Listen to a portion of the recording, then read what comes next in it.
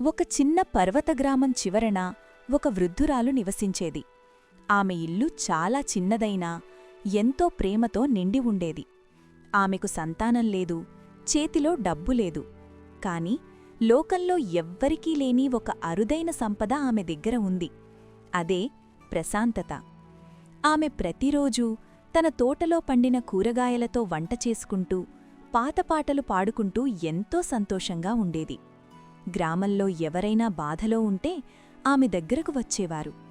ఆమె ముఖంలోని ఆ చిరునవ్వు వారి బాధను పోగొట్టేది. ఒక సాయంత్రం ఒక అపరిచిత ప్రయాణికుడు ఆమె ఇంటికి వచ్చాడు.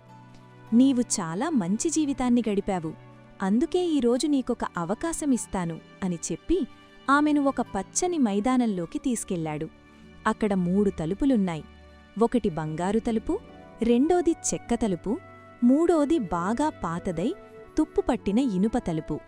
ఆ ప్రయాణికుడు వాటిని చూపిస్తూ, "వీటిలో ఒకదాన్ని ఎంచుకో, నీ మనసులోని కోరిక నెరవేరుతుంది" అని చెప్పాడు. ఆ వృద్ధురాలు ఏమాత్రం ఆలోచించకుండా ఆ తుప్పుపట్టిన పాత తలుపు దగ్గరకు వెళ్ళింది.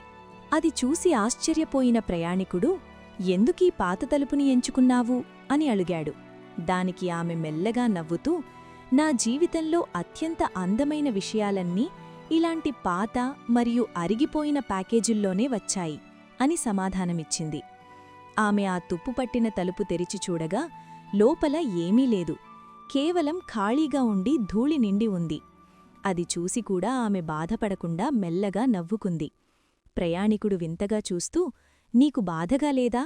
అని అడగ్గా ఆమె ప్రశాంతంగా, "లేదు, నేను ఏమీ లేకుండానే ఈ ప్రపంచంలోకి వచ్చాను. ఇప్పుడు కూడా నా దగ్గర నా చిరునవ్వు ఉంది.